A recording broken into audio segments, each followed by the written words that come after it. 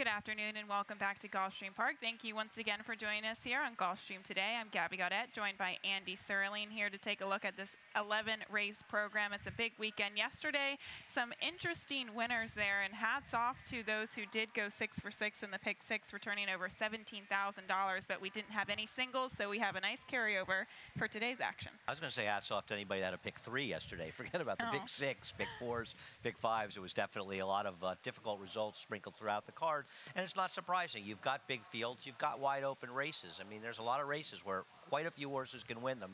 And sometimes you don't even know who they are. Exactly. And a good racing here today. But, of course, going into this weekend, featuring the Dawn this weekend, obviously on Saturday, some big, big competitive races on Saturday. I agree. Saturday's card is a monster 13-race card. A lot of good stuff going on there. Some good stuff going on today. Good stuff going on today. I think there's an opportunity to hopefully make some money. We'll take a look at some of our featured wagers and our carryovers, and we started all off in race 1 today. We do have that rolling super high 5, no carryover in that wager, but a competitive race in race 1 kicks off. We do have the 50-cent early pick 5 that also starts in race 1. And on this 11 race program, race 6 kicks off the 20-cent rainbow pick 6. We have a carryover over $400,000 in there, continues to grow. And race 7 does start the 50-cent late pick 5. I took a stab at the pick 6. You took a stab at the early and late pick 5. So walk us through your early pick 5 sequence. Yeah, I can say one thing. I won't be using the current 4 to 5 favorite, the horse on the rail. I'm assuming that horse will not be 4 to 5 by post time. I hope so, actually. Yeah, I hope that horse is 2 to 5 at post time. I'm using the 3 and 4 to start it out. 2 by 3 by 2 by 3 by 3. We'll see how we can do in this sequence. It's not an easy sequence. I don't know what the appeal of Arella Princess is early in this race off the maiden win with a perfect trip. It seems to me, and we'll take a look at a replay of Bear's Reflection winning on January 3rd, and this is a rare situation of a horse moving up off a win in a 62,000, 62.5 claimer that in some ways just feels like the horse to beat in here, Gabby.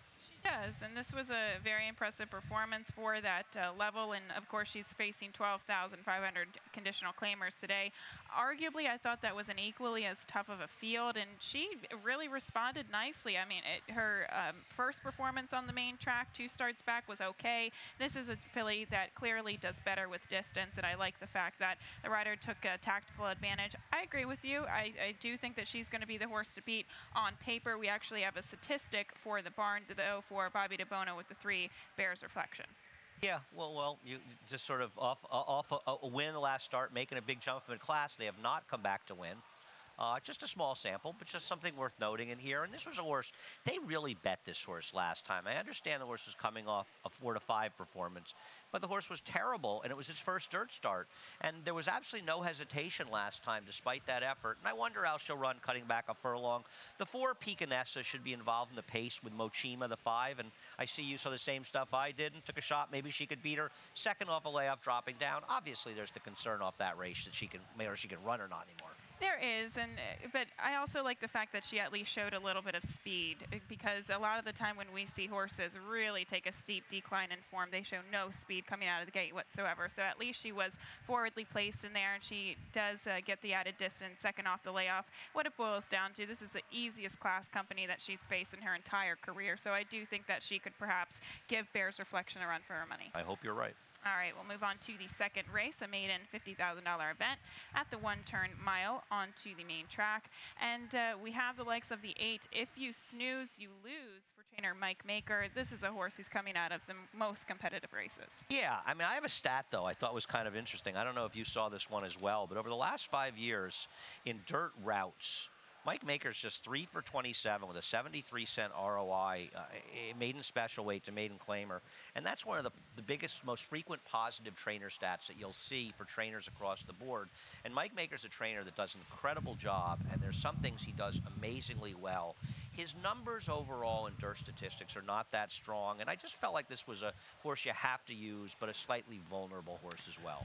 I agree. I think going into this race, this horse is probably going to be vulnerable. I just couldn't make a strong case for any other horse in this race, and that's why I kind of land on him. But if you have a strong opinion on someone else, I wouldn't fault you for that. Again, looking at If You Snooze, You Lose, he's been running against Conquest Big E, even Cherry Wine, who came back to win here at Gulfstream, was visually impressive for Dale Romans. selection. So stronger races, class relief, I had to go in that direction.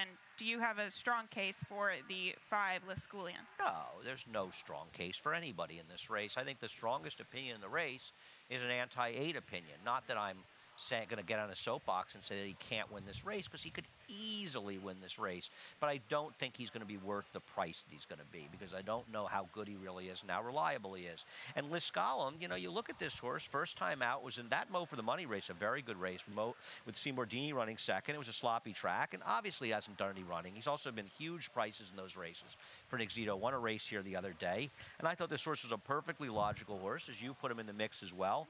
And the 6 Impressive Way is not dissimilar.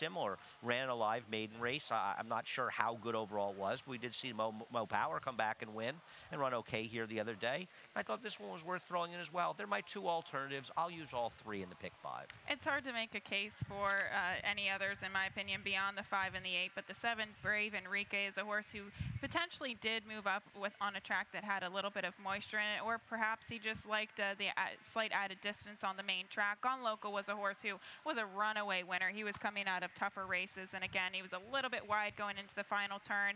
I'm kind of grasping at straws for the 3rd selection. He would be a grasp at straws, but you could argue the same case for the 6. Yeah, exactly. We'll move on to the 3rd race, a maiden 12,500 event, 6 furlongs onto the main track. The 9, Pathos, is your 7-5 morning line favorite, heavy favorite, taking a drop in class for trainer George Navarro. Yeah, I'm interested in what you liked about the 5. I thought that it would be a major upset if anybody won this race other than the 6 and 9.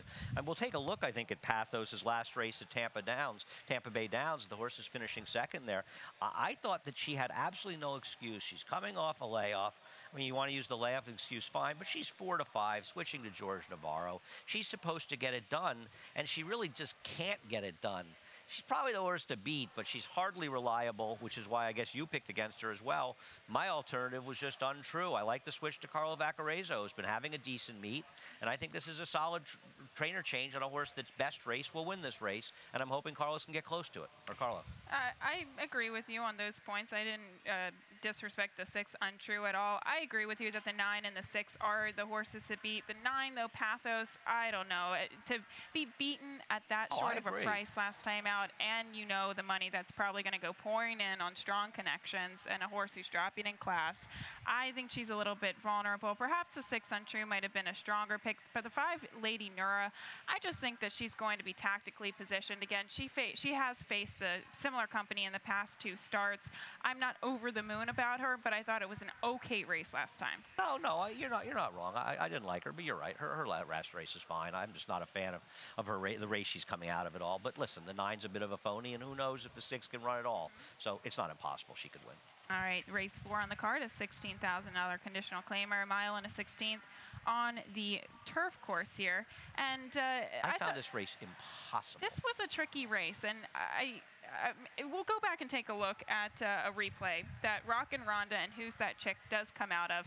A horse that I like and a horse that you like for maybe separate opinions. Well, I actually prefer Who's That Chick in this race. My feeling with Who's That Chick, and I'm not her biggest fan because I think she was very lucky when she won a race recently, but she attacked that runaway speed, Storm Sense, who's in here, who finished last. And she was the horse that was right behind her. She went after. I don't blame Luis Saez, but maybe with the rider change, maybe Johnny will learn something from this race, and maybe he can find a way to sort of ease into the lead of Storm Sense in here and maybe be able to not fall apart in the late stages. But listen, she's the first one that went after a horse in a race that collapsed. Do I love her? No, I don't love her in here, but I'm not going to take the 8 on top in this race, Rockin' Rhonda, who won last time. I just feel like she was 15-1. Stars aligned for her. It's very unlikely it will happen again, and I think the 7 is more likely to win than her, whether or not that means she's going to win the race. Well, the thing about Who's That Chick is that she does have that positional speed, which you always have to like, and now she's coming out of, in this particular race, there's the presence of horses who have speed, early speed, but not real longevity with that speed. You have like long shot speeds is what I'm trying to get to. So you know she's going to be kind of in the second wave of horses, but I know that the pace kind of collapsed last time out. I think that the pace could potentially collapse once again today. I do so too. the 8 Rockin' Ronda, that's where I went back to her, because I think she might be getting a similar setup, even though I know it's hard that lightning strikes twice. That's the problem is she was 15-1 last time, and she's going to be 5-1 today, and it's almost exactly the same race. Now, the other argument is, but she won last time. Maybe she shouldn't have been 15-1. I don't know. I tend to think over time they're sort of the right prices. And so to me, she's going to be a horse that's going to be a fraction of what she was. And I think the other price is probably close to the right price. It's just a sort of general belief I have in racing. It means that sometimes you're going to miss winners. But in this case, you got to split a lot of hairs in this race. I mean, Arctic Ocean's the worst to beat, the 10. Almost just by the fact, by default, because she's a new face and she's running races out of town that are easily good enough to win it. But I just don't trust her coming down here at all. I don't trust her either. She's coming out of tougher races up at Aqueduct, and she has been training down here for the past couple of months, and she very well could win. I just have a stronger opinion on Rockin' Ronda. Again, going back to what you were saying about was this horse really supposed to be 15-1, the barn does well off the claim. She ran arguably her best race off the claim for the new barn, and her back races aren't impossible. She won the non-winners of 2 here at Gulfstream. She got into trouble at the 7.5 furlong sprint. So the fact that I thought she outran her odds last time out. Well, she did outrun her odds. You're saying she didn't really. Her odds were, you're saying that she was an overlay. Maybe she was. She did run sort of one of her best races to get it done. You know, the question also is, what do you do with Ramblin' here, who was absolutely horrendous last time and appears to be a horse that might not be able to run anymore. On the other hand, if she woke up today and remembered who she was a while ago, she'll run a circle around this field.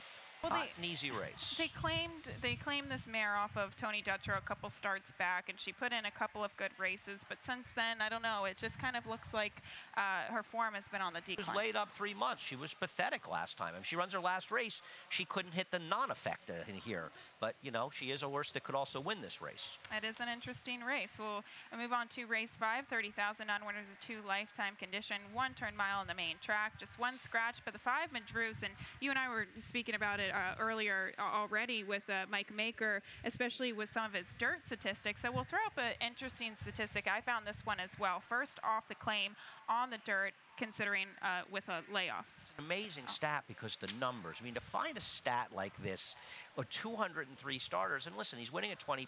So from an owner's perspective and a trainer's perspective, he's not as though he's doing poorly with them. The only problem is they're 8-5 shots, and Madrouse is not going to be that much bigger than that today. And I know if he wins at 20%, you're not going to make money. He feels like he's part of the pace, which shouldn't be that hot because now the 6 is scratched, and he's outside of Dr. Pham. I just don't trust this horse at all. I even found more of a negative stat about first off the claim with dirt sprinters off this kind of layoff. So, sprint. I'm sorry, dirt layoff horses coming back for the new connection. Sorry about that. I'm thinking about tomorrow. I was researching statistics for Mike Maker tomorrow. I'm thinking about June, so. But again, I think this horse might be a little bit vulnerable, and I think you and I both had the same idea with the 4 Sunset District that Jane Sibeli, she's a very sharp claiming trainer. She does very well with these types of horses, and the fact that she claims this horse and immediately goes back to the main track where this horse was competing against some very tough horses earlier in his career. Did you see the funny stat off the claim turf to dirt and routes where she's 0 for 4, but all 4 finished second? It's actually sort of amazing. I agree. This is a horse that has, I don't know what happened to this horse, but it obviously fell apart on the dirt off those good dirt efforts. I'm just hoping to get back to the good races and just didn't really have that many alternatives unless you want the 2 USS Boxer, who's just a bit of a plotter, and it's just hard to take these plotters in this race. On the other hand, Sunset District, the thing about Sunset District is I think if that she's live or he's live here, he's going to have a little bit more speed for these connections with Paco Lopez. And as far as Madrouse, it's not just the Mike Maker stats that I don't like. This is a questionable horse. I mean, this horse was not that good. He actually ran very well on April 26th, where he should have won at Aqueduct. But then he's laid up for a couple of months. He comes back and he stinks the joint up. Then he goes to Parks. He runs okay. Then he comes to Belmont, and he's awful. It was a tough race, but he didn't do any running. And yeah, he had some trouble early last time. So he just a very dicey horse that was dropped down. Now he's running for less than they claimed him from. Boy, there's so many red flags on this horse, and he's going to be favored. I agree on all those points. At least he has a little bit of speed. That's why I had to go against the 2 USS Boxer, because he, at this, specifically this distance, he is coming out of strong races, and he very well could just win by default here, but he does not have a lot of natural early speed, and at this 1 turn mile, you have to have a little bit of speed. I don't disagree that he's compromised by that, but I feel like if the 5 can't run and the 4 isn't a horse, that USS Boxer could win by default. But I don't disagree that he's dicey considering his tactical situation. I threw in the 8 Black Phoenix just because I thought he might be forwardly placed, and he's coming out of a race last time out where he has never really run well on an off track before, so I give him the benefit of the doubt behind where I'll set last time. And 2 back, he finished a decent second behind Mutige. Again, grasping at straws a little bit. I do like the 4 Sunset District in there if he can get back to his back dirt form, but he was starting to decline on that back dirt form. It's a funny claim, you know, and she's so sharp. It's a funny claim, and you're just sort of relying on her. We are. We'll see if it works out. All right, well, that's races 1 through 5. We're going to take a quick break, and when we come back, we're going to talk about the 20-cent Rainbow Pick 6, and we do have a nice carryover over $400,000 right after this commercial break.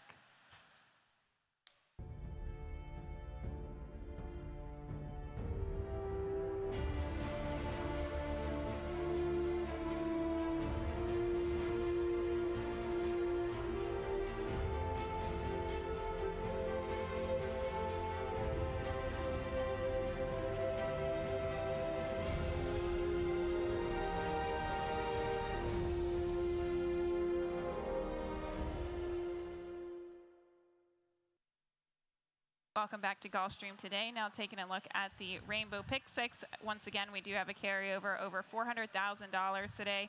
And we'll take a look at the sequence. Not going to be easy to make it through the first leg again today because don't talk to me about the first leg of these Pick 6s. Listen, I'm with you. This is, you know, it's a daily challenge. It is. The single to last. You single. You know, I agree with you on singling. If I were you in this pick 6, I would single the 8 and last as well. I didn't in my pick 5. I used 2 horses, but it's not a favorite you love, but where else are you going to lean? Exactly. That's the approach I took to that race. But race 6, using 4 horses to kick us off, 3 and the remaining 4 races there, and then keying off of the 8 in today's finale. We'll take a walk through the sequence, and we'll talk about the first race to start us off. Lisa used my horse in here. I mean, so frequently it seems like in the first leg, I feel very hurt that you didn't use my horse in here. Now, the horse you have on top, I originally had this horse on top, and I think we can go back and take a look at his race 2 back Beyond Smart for Graham Motion, running at Parks, actually, and finishing a good second. His entry mate was finished 3rd in here. Graham's on a bad run, and I think both you and I would like to will him into the winner's circle. Yes. His numbers first time for a tag are bad. They're worse first time for a tag on turf, but he's not a 1.5 mile horse, and he might just be in the right spot. You stole the words right out of my mouth. He's not a 1.5 mile horse. The Charming Kitten. You look at horses like Charming Kitten, Kagan, the Big Hoss. These are marathon type of runners. They could run all day, especially Charming Kitten. I believe he has the perfect record at a 1.5 mile. And that was a very tough race to tackle at that distance off of Freshington's Parks. I don't think he's that good of a horse, and I don't think he wants to go that far. So now he's in a very good position, but I really do like him in this race. But I do think you have to proceed with caution a little bit, given some of the statistics, and we just really need the barn to heat up a bit. I know. You know, all the intangibles were against him, and I actually had originally picked him on top. I'm kind of glad I didn't now that you've picked him in here. And I put the 5 on top. My feeling with Dream Man was he might be a little over his head, but he also might, I know he's an 8-year-old, but he's improved from Mark Hennig. And Mark Hennig's done a very good job with these horses he got from Cortland Farm and Donald Adams, same group. And, you know, last time out, Financial Model, he might win the Dawn on Saturday. His turf effort was good. That was a good field in there. The time before that, I mean, Comes a Dream, it was an unusual non-winners of 3 lifetime. Comes a Dream is a big favorite. It's pretty good. And I thought, you know what? The pace figures to be fast in here, which should hurt horses like Gunderson, who obviously could win. Even Tuscan Getaway, the 11, is a good horse, but it just feels like they're going to have to be moving a little bit in this race, and that helps horses, especially like the 5. Why not put it on top? It'll be a big price. He should be making that late closing run at this mile. Hopefully he gets a well-timed move. But the 4 Golden Rivet, again, talking about the pace in this race, this is a long shot that I used in here, but I do think that the pace scenario could very well be against this horse because he does have some natural speed. Now, last time out he didn't make the lead, but he has the ability, especially at this distance, to be very forwardly placed. That was a tough and a very weird race that obviously he was going against Argot in. Yeah, it wasn't. I mean, because look, the problem I had with him, listen, he's a big price. I don't want to knock big prices, but close your eyes and imagine that Argod didn't get a horrendous ride, and he won the race by 5 lengths, and Golden Rivet is 4th, beaten 8 3/4. He might look less appealing. That's part of my problem with him. That's true. That's a good point. Gunderson, though, this is a horse who I've kind of liked the past couple of starts. I thought he put in such a game effort off the layoff back in December, and he ran a good race last time out, but the pace scenario, the outside post, I don't know. I'm scared of him that maybe he'll find the winner's circle. I also worry a little bit. And Eddie Keneally's done a good job with him, but he's still a horse he claimed from Mike Maker. And I wonder if his form figures decline at some point. I threw Quiet Force in there. This is a wide open race, as you say. I hope you can survive it in the pick. And at least my start in the pick 5 in race number 7, it seems a little more formful. Who did you use in this race? You just used in the pick 6? Yeah, 1 and 8? 1, 2, 8.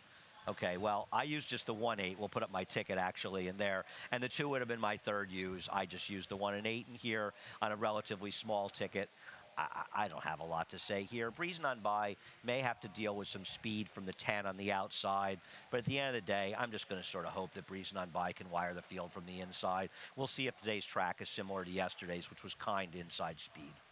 She's coming into this race with consistency. She obviously gets the added distance. However, it's not a very strong angle with the barn stretching out from sprint distances to routes. But again, with these, she's got to get the mile. I agree. She's got to get the mile. So I took this approach with kind of handicapping so that perhaps the pace will essentially fall apart a little bit, and Lynn Diesel will be just sitting in the catbird seat. Now, that said, she's coming out of one of the easiest fields I've seen so far at the meet, where Leopard's Hill Road, there was no way that she was going to get beaten that race. You're so much nicer than me.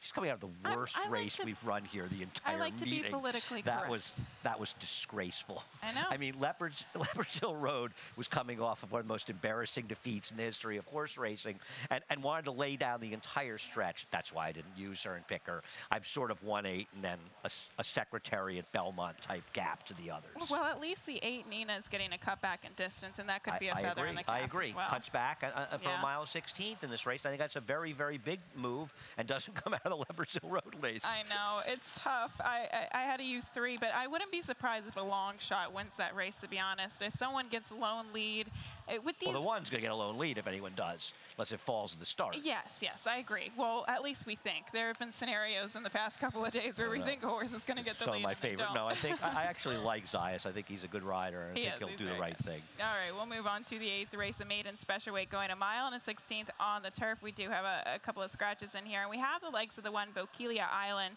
who is coming in off of a layoff for trainer Shug McGahee, and I believe we will go back and take a look at the replay back in early December up at Aqueduct. You know, I'm a big Junior Alvarado fan. His ride in the first race on Saturday notwithstanding, this was not one of his better efforts. You know, I know this horse is kind of a plotter, but not so much. He got lost in this race. It was ridiculous. And that Seekin Alpha had such an easy trip stalking on a moderate pace, this goofy turf course. And I really thought he came running at the end. Bokeelia Island is a half to point of entry, as well as Pine Island.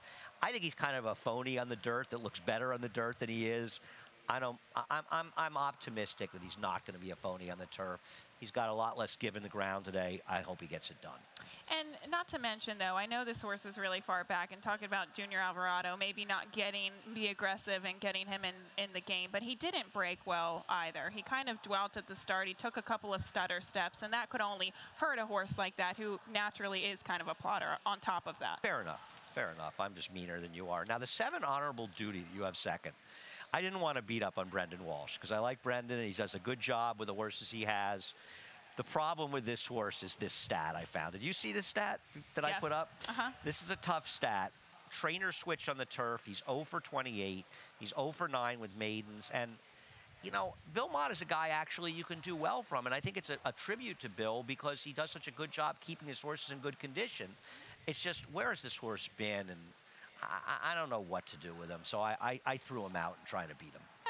Well, you have the statistics to back it up. I agree with you. I found those same stats. I thought he was coming out of really strong races, though, behind Go Around and Grey Wizard. We see some of the horses that have exited those maiden special weights at Keeneland, Gulfstream, and Belmont to go on and do very, very well.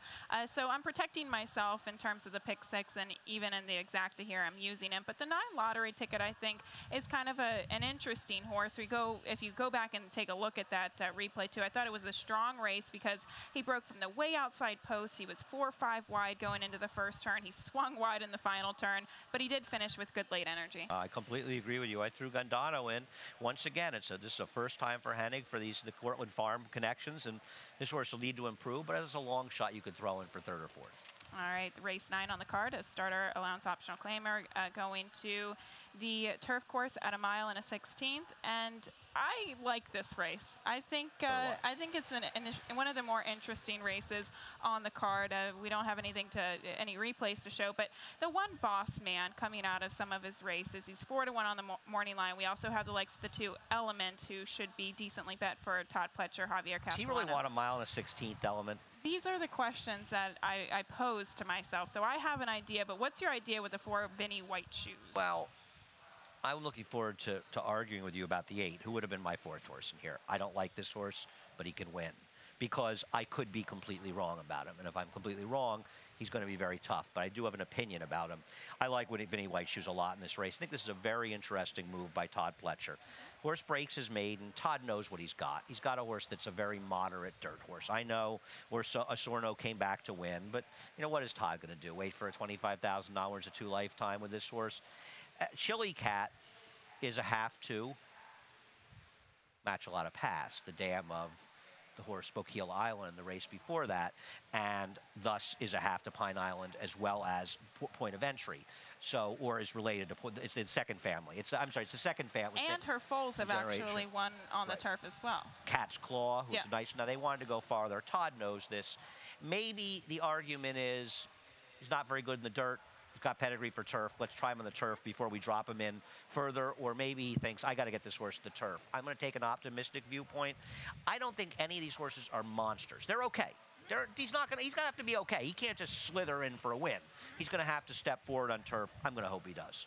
Well, the thing with the 8, Prince Vincenzo, I'm interested to get your take on it. I just thought last time out he was wide every step of the way. He broke from the way outside. He really didn't have the ability to save any single bit of ground. Manchurian High, Reporting Star, Fundamental, those are simply just better horses, and I thought he was just put in a little bit over his head first time off the claim. He was. It's such a good effort that I have trouble believing it. That's my problem. I mean, on the surface of things, he can't lose this race off that effort. And to be honest with you, I should have put him 3rd. I probably should have used him instead of the 2 because the 2 probably isn't getting 1 mile to 16. But his prior races are so much weaker that you're suggesting that Joe Sharp moved this horse up like 10 lengths off those prior efforts. And I just felt like it might be one of these cases where in turf races, the competition sucks you along sometimes. And he was in with such good horses that you'll see horses that are inferior run much better against better horses, but then they get back in a race that theoretically they should win off that race, and they just don't win. It is Joe Sharp. His horses have run very well. He does well off the claim. It's the Ramseys. And I probably should have put him 3rd, and I'm probably remiss not to use him. In fact, you know what? If I had to do over again, I'd have used him as my 4th horse. I'd change that pick 5 ticket. Put it up again. Change it. Throw the 8 in. Let's change it. Put the 8 in because I did have a scratch that went from 54 to 36 because he can win. I'm dubious. It was too good a race. It was too good of a race, and I definitely agree with you that horses move forward when they're placed in better competition, especially on the turf. And will he probably regress from that 91 Beyer speed figure? Probably, but if he runs... Could have been a 98 if he had gotten a good trip. I mean, that's the problem with it. So if he takes a step down or even 2 steps down from that performance, I think he could still win. Not to mention that Joe Sharp and Corey Lannery, they have been hooking up with a lot of success. Corey's been riding fantastic on the turf. I agree. Corey, you know, a lot of guys, and rightfully so, the big names, the bigger names, whether it's Javier or Joel Rosario or Luis Saez. John Velasquez having a good meet riding a limited horse. I think Jose Lezcano's been having a very good meet. I don't know why Jose doesn't get more business, because I think he's one of the best riders here, and he's shown it with some great rides during the meet. But Corey Lanner has ridden as well and better as anybody, and better than many. He's really been good here. On the favorite, middle prices, doesn't long matter. shots. It Just doesn't doing really the right thing and not even winning. You know, riding horses that are losing, but doing the right thing. I mean, the problem is I think we always focus too much on the horses that win, and sometimes you don't notice guys who give really good rides and finish second and third, and horses that could have finished fifth or sixth. I agree with that. We'll move on to the 10th race, another starter optional claiming event, 6 furlongs onto the main track. And I'm kind of bummed by the scratch the two exchanging Me too. secrets. I liked her in here. I really liked her How in annoying here. was that? I was probably going to bet her in here. I thought Really? she was coming out of tough races on the dirt. She was probably going to be overlooked. And now by default, I do land on the 5 Katira Rock. Yeah, I know. I guess she's the right default horse. I'm not thrilled with her, but she's the third horse in here. I like the 7. I didn't mind as much because I had a backup like 2. It's High Time. Last time out, caught a wet track and was running against Dearest and Summer Ridge. I know she was down towards the inside. I don't think the inside was bad at that point, though. I think it had gotten okay, so that's not a big deal. But she was chasing a monster field, and that was a stakes quality race. And you look at other races, they're all stakes. She's turning back from the one before it. Maybe 6 furlongs is better. She's got figs that put her in the mix. She's going to be a big price. I'll take my chances. What's so great about Katira? Why is Katira Rock any different than her? I mean, she's like a similar dope, and she's going to be a much shorter price. I didn't have a strong case for her, but I default into her. Yeah, no, I don't even mean you case picking her. I'm just saying, why is she supposed to be a quarter of the price? Well, I agree with that. She's coming out of equally tougher races. Our girl's a charmer, obviously. Last time out at Tampa, she's been a horse that's been in very good form, and I thought she was completely taken out of her comfort zone, the old hat behind Lucy and Ethel, who's very fast. But visually, that was a very sharp performance on the 11th of December. Where did it come from is the question, and can she run anywhere near back to that is another question that I pose. But the one horse that's probably going to get bet the inside, the 1 April Gaze for Eddie Pliza, this is a horse that I often go against because it's always a question whether they're going to move forward or regress off of a debut performance in the slot. I agree. Claim from Jane Sibeli, cranked up to win first time, took the money. You know, Eddie gives this horse a lot of time off. So either he felt there were issues or he thought, you know what, this horse just needs some time off a big race and let me come back. She's very dangerous in here. I don't trust her, but I don't think either one of us is going to be surprised when she wins this race by 3 lengths. I agree. The 11th and final race will wrap the card up with an open $25,000 claiming event and going out to the turf course at 7.5 furlongs. And we'll start this conversation off with the 8 Jungle and Jumble and go back and take a look at the most recent replay. You know, one thing you could say about this race actually is the Jungle Jumble actually kind of moved a little soon in this race, and I thought ran pretty well, all things considered. When you look where he was, that he made this wide rush in the race. It's a race that was falling apart at the end. Speaking of great rides, the ride on the 3, the eventual winner by Joel Rosario, was one of the best rides of the entire meeting. And I don't know about you, Gabby, I don't think it's a negative drop down for Todd. No.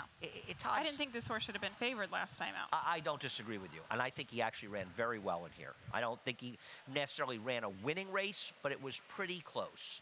And I just feel like Todd's thinking, yes, maybe he is worth $36,000 or whatever, but you know what? This is the right spot. If somebody wants to claim and move on and do well with them, that's great. And I think the only way that he can get beaten here is if one of these horses who's never tried the turf before just suddenly pop up and really like it. Yeah, really like the 5? Okay.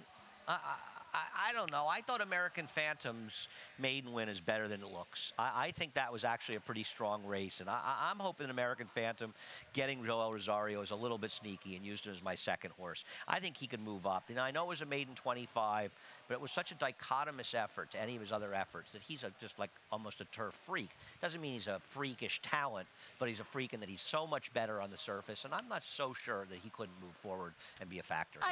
You know, you make a very good point because I picked him third, and I watched that replay, and it just looked like he really relished this the move to the turf course. Visually, it looked like he was skipping right over it. Not to mention, as you said, he beat Unspoken Quality in there. The second place finisher came back to win right out of that race. The 5 Arco de Triunfo, again, kind of lower statistics with the barn going first time turf. I believe it's only 3 for 34, but this is a long shot horse that I'm going to be throwing in. You get Marlin on the dams, the bottom side, obviously a multiple grade 1 winner on the turf. And this actually is a half to a horse who won a grade 2 at a mile on the turf and was pretty good on the turf as well. He was, but he was equally good on dirt. That was my problem. It wasn't a move up. But how often do you see Marlin's names in the pedigree? No, very it's rare. Really pretty rare if people don't remember him. He was actually trained by Wayne Lucas and was quite a turf horse. At Midlife Crisis, I think, is the one that people go to another horse for Graham. That's not impossible. A new gelding. It's actually a half to 1 turf winner. There's a lot of turf in the second generation from the dam, and that's the logical one. But once again, it's Graham, first time for a tag. Okay, well, that's races 1 through 11. An interesting race to cap it all off. I singled on Todd Pletcher. Hopefully he can deliver today. I'm hoping we can just make it through the first leg of the Big Six. You know, I think it's a fun card today, and there are some opportunities to get some more stiff prices. And if we can be a little clever in 1 or 2 spots, we have a chance to make some money, and that's what it's all about. You want to not be in a position where you have to pick a lot of winners to make money. You want to be able to make money picking as few winners as you possibly can. I agree. And interesting card here today. 11 races on tap. Once again, we do have a carryover over $400,000 in that pick 6 that does kick off on race 6 on today's program. And we're going to wrap things up here on the morning show. We're going to take a quick break, and Larry Comas will be up with all those scratches and changes. Best of luck.